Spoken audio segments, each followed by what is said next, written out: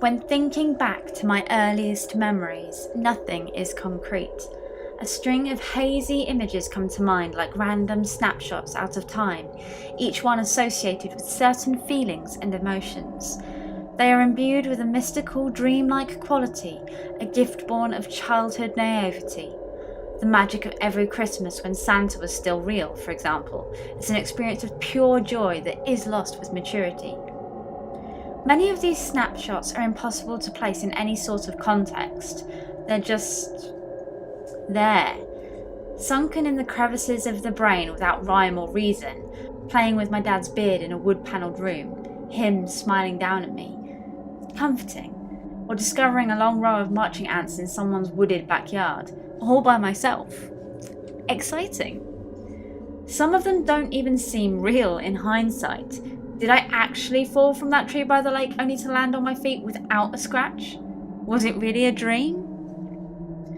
I don't think so. Sure, I have memories of distant dreams, but there is a clear distinction between the dreams and reality of my past.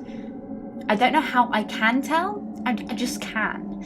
And for this reason, one memory has always troubled me. The experience was so surreal, and yet certain details stand out with a marked clarity. I'm not exactly sure when it happened.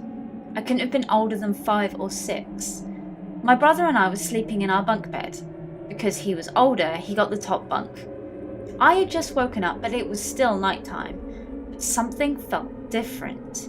I remember seeing and smelling the rain, but not hearing any. The window was open and it was very cold in the room. Why was the window open? The curtains were gently flapping, but there was no breeze. The quiet was so intense that it buzzed through my ears. I'd been lying on my side, with one arm dangling off the edge of the bed. Gradually, I became aware that it was warmer near the floor.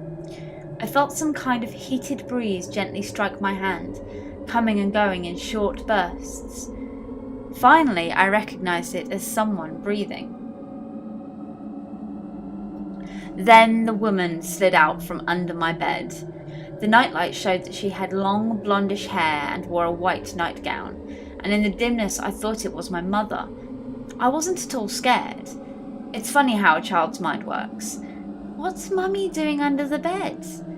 Must be getting something, or checking for monsters. I was too tired to say anything and remained motionless, watching. The woman was on her back, but her face stayed in the shadows. She rolled over and crawled on all fours to the far end of the bed, and then glided up the ladder to the top bunk. Her every movement was silky smooth and completely silent. She reminded me of a white ribbon dancing in the wind. I closed my eyes and fell back to sleep.